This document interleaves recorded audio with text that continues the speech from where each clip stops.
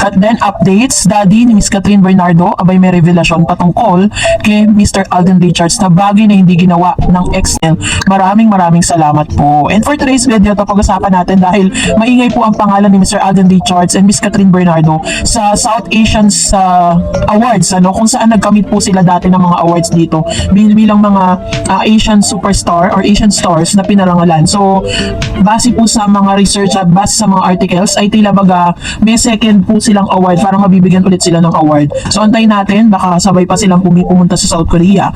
And of course, kinatuwaan din ng ilang mga netizen ang paayuda ni Mr. Joros Gamboa kung saan unti-unti niya nang nire-reveal ang ilan sa mga videos. Kaya naman pala ganoon na lang ang kanyang mga sinabi sa interview niya sa PEP. Yun naman pala talagang dahilan. Dahil siya po mismo, alam niya sa sarili niya na meron siyang alam patungkol sa mga naganap dito kay Catherine at Alden Richards sa Canada. Pinakita niya rito na nag-date po sila, si Alden at si Catherine kasama si Joros nung nasa Canada pa sila. Kaya naman tuwan-tuwa mga netizens sa inilabas niya. Pero mas nakakatuwa ang ilan sa mga articles na nabasa po natin sa isa sa pinagkakatiwalaan nating articles kung saan meron palang kwento sa likod ng pagyakap ni Catherine Bernardo sa kanyang daddy nung premiere night, diba? If you remember, nag-trending po yan sa Facebook at sa mga social media platform. Balikan lang natin. Papaliwanag ka daw kay Papa.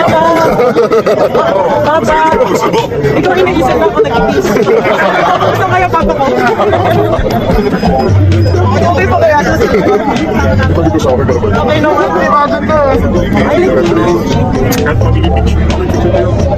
Pagkatapos nga ng premiere night, hinanap agad ni Miss Catherine Bernardo ang kanyang papa at niyakap niya ito dahil iniisip niya daw ang kung ano daw nararamdaman ng daddy niya during the kissing scene. At ito pa, may revelation pa ang DWAR. Panoorin natin. Parang wedding scene daw.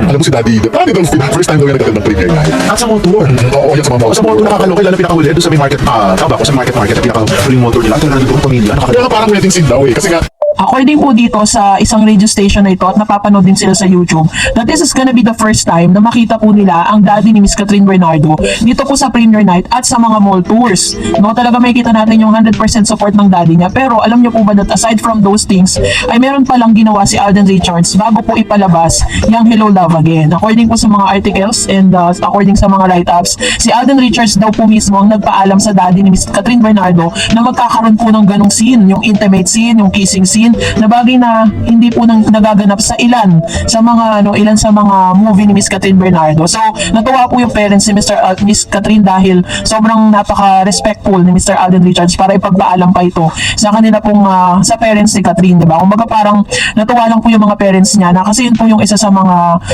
nagustuhan ng mga parents ni Miss Catherine Bernardo kay Alden dahil talagang siya napaka-vocal niya in terms of asking permission, lalo na po sa parents. If you remember, nung nagkaroon po sila ng movie ni Miss Catherine ng Hello Love Goodbye, di ba nagpaalam pa siya, nagchat pa siya or nag-text pa siya kay DJ, pero yun nga lang hindi lang nag-reply. This time sa tatay naman ni Miss Catherine Bernardo siya nagpaalam. Kahit alam natin na nasa tamang edad na si Catherine at meron na siyang rights to do those mature roles, pero talagang hindi niya bypass yung tatay ni Miss Catherine Bernardo. Kasi si Mami Mi naiintindihan niya kasi si Mami Mi ang manager ni Miss Catherine di ba? Pero as stage mother talaga siya at alam niya yung mga nagaganap na yan. Pero si Alden Richards, nag-extra effort siya to ask and para ipagpaalam yung mga magaganap nga sa movie. So, nakakatuwa lang kasi parang ito yung isa sa mga naging rason kung bakit sobrang welcome si Mr. Alden Richards sa bahay nila. Dahil naramdaman nila na talagang sobrang napaka-respetado nito na bagay na hindi po nagawa, no? Hindi na nagawa or hindi naman natin to compare.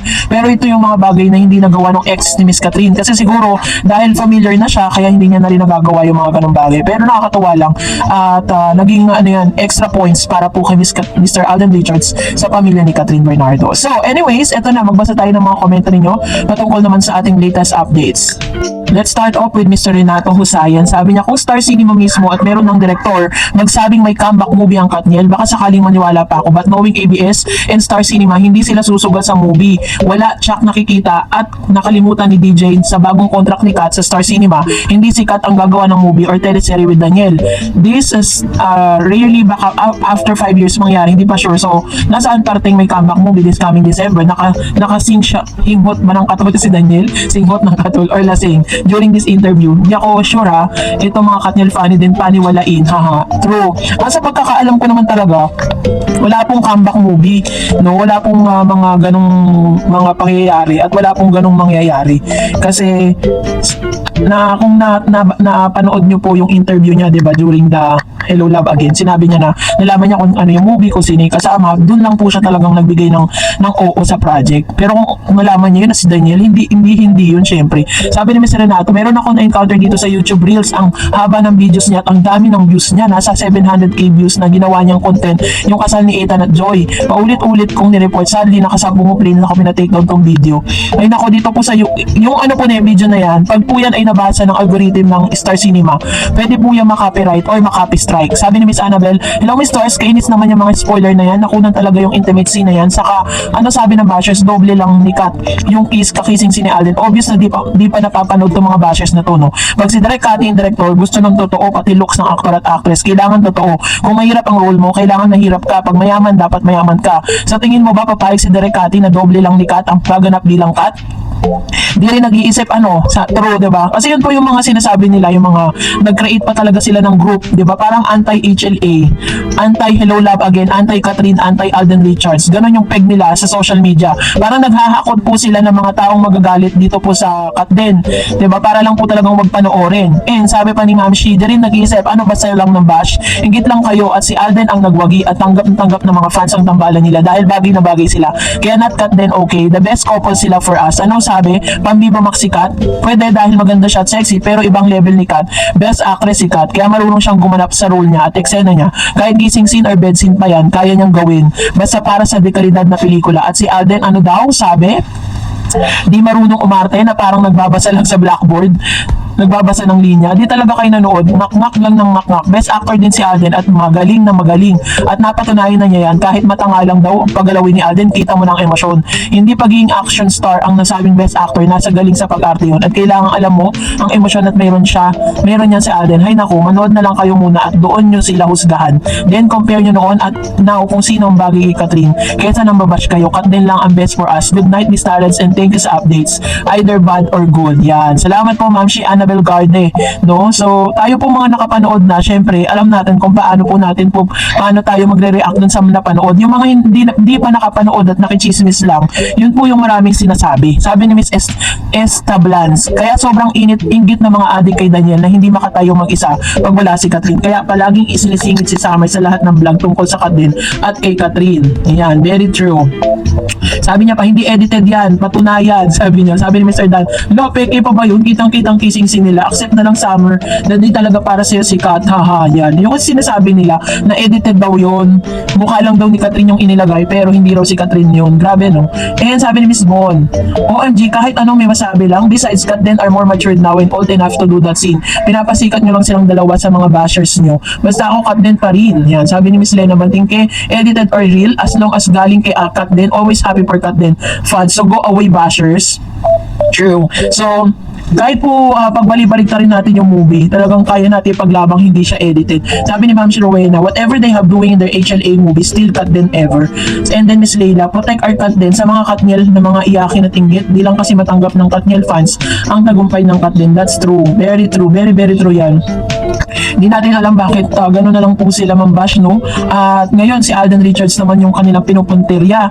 Tapos si Catherine Bernardo. Samantalang kung mga Katniel fans yan, hindi naman magiging Katniel yan kung walang Catherine. Diba? Sana, supportahan na lang nila. Sana maging mas understandable na lang sila.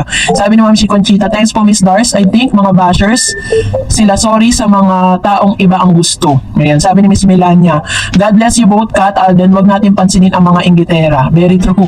So yun talaga, yung pag talaga mga bashers, pag inggit talaga, pikit dapat lang diba? Pero anyways, ganun talaga mga bashers, wala talaga silang sasabing maganda. Puro puro negative at paninira ang sasabihin nila. Sabi ni Miss Rose, Katniel is already matured for the scene nila kasi si Summer immatured. Sobrang inggit nila ang toxic fans. Yan ang mga hayaan lang nila mga bashers. True. Sabi nga daw nila, hindi raw ginawa ni Catherine yung mga bagay na yun. Doon daw sa mga movie ng Katniel, tapos kay Alden pumayag. Naman ngayon, syempre nasa tamang edad na sila. Sabi ni Miss Herminia. Syempre, matured na sila. Nakakatawa mga bashers. Inggit sila talaga sa Kat din. Pero sorry na lang kayo. Hindi maniwala sa mga bashers o inggit sila sa Kat din. Ha, I love you Kat din mo. Ayan, sabi ni Ma'am si Herminia Mangilan. So, yun talaga. So, ano na lang tayo, mag-be positive na lang tayo. And puro positibo na lang talaga yung tignan natin dahil yun naman yung nangyayari ngayon sa Kat din sa success ng kanilang movie. And that's it for today. For more videos and updates, please don't forget to like and subscribe. And please don't forget to follow my Facebook page, Dar Eds TV. God bless everyone!